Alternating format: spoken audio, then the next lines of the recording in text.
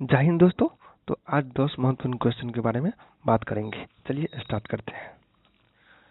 निम्नलिखित में से कौन सा हार्मोन बच्चों के जन्म के दूध बनने की प्रक्रिया को उत्तेजित करता है? Prolactin, progestin, estrogen, androgen.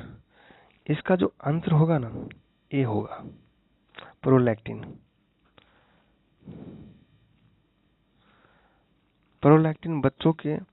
Prolactin hormone बच्चों के जन्म के बाद दूध बनाने की प्रक्रिया को उत्तेजित करता है।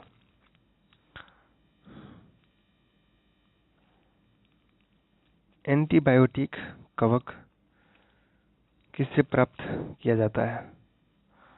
नियोमायसिन से, एरिथ्रोमाइसिन से, पेनिसिलिन से, एस्ट्रोमाइसिन से। तो इसका आंसर होगा सी, पेनिसिलिन से।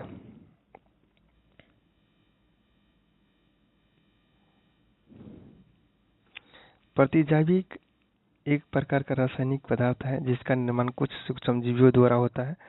एंटीबायोटिक पेनिसिलिन कवक पेनिसिलियम नोटेटम से प्राप्त किया जाता है।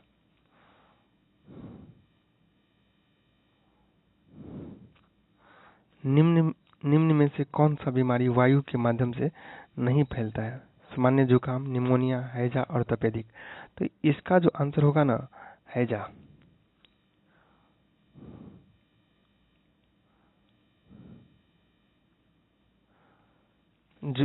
खांसी, जुकाम, निमोनिया और तपेदिक क्षय रोग आदि वायु के माध्यम से फैलता है, जबकि हैजा दूषित जल, दूषित खाद्य पदार्थों तथा मक्खियों द्वारा फैलता है। एक कोशिका के दो समान सांतित कोशिकाओं में विभाजन की प्रक्रिया को क्या कहा जाता है?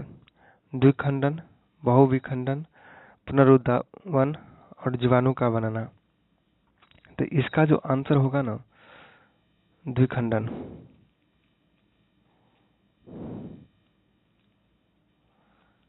एक कोशिका को दो समान सांतित कोशिकाओं में विभाजन की प्रक्रिया को द्विखंडन कहा जाता है।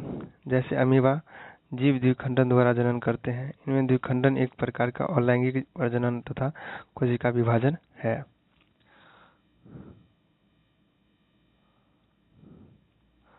लिटमस का घोल निम्न में से किससे निकाला जाता है?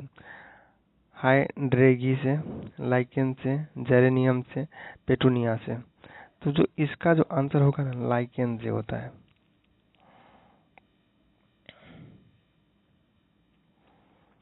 लिटमस विलयन बैंगनी रंग का रंजक होता है। जूल थैलोफाइटा समूह के लीचेन पौधे से निकाला जाता है। लाइकेन वायु प्रदूषक के अच्छे सूचक माने जाते हैं।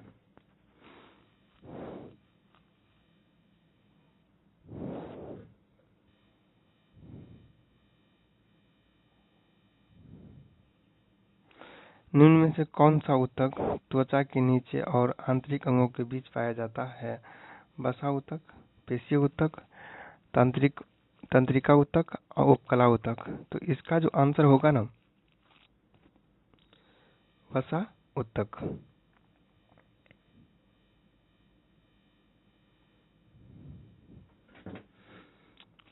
ऊतक कोशिका का समूह होता है जिसमें कोशिकाओं की संरचना तथा कार्य का समान होता है। वसा ऊतक त्वचा के नीचे तथा आंतरिक अंगों के बीच पाया जाता है।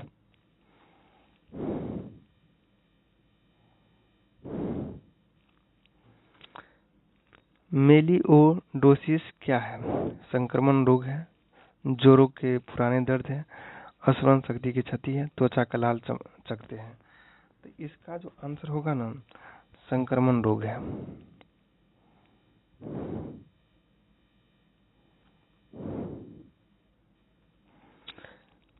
मेलिओसिस एक संक्रमण रोग है जो जीवाणु द्वारा होता है। यह मनुष्य तथा पशु दोनों में प्रभावित करता है। यह जीवाणु द्वारा फैलता है।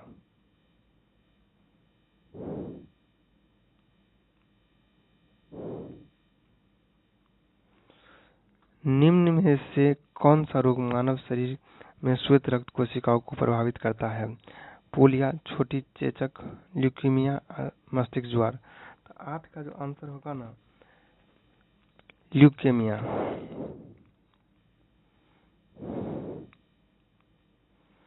ल्यूकेमिया रोग मानव शरीर के श्वेत रक्त कोशिकाओं को प्रभावित करता है। खारे पानी में पैदा होने वाले पौधे कहलाते हैं जीरोफाइटा, हेलोफाइटा, हाइड्रोफाइटा, मैक्रोफाइटा। तो इसका जो आंसर होगा ना, हेलोफाइटा। हेलोफाइटा एक ऐसा पादप होता है जिनका विकास लवणीय जल में आसानी से होता है तथा उच्च लवण युक्त जल में पैदा होते एवं विकास कर पाते हैं।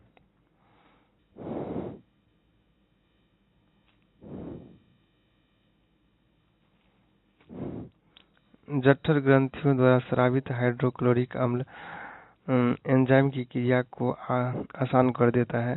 पेप्सिन, ट्रिप्सिन, एमाइलेज और लाइपेज। तो इसका आंसर होगा पेप्सिन।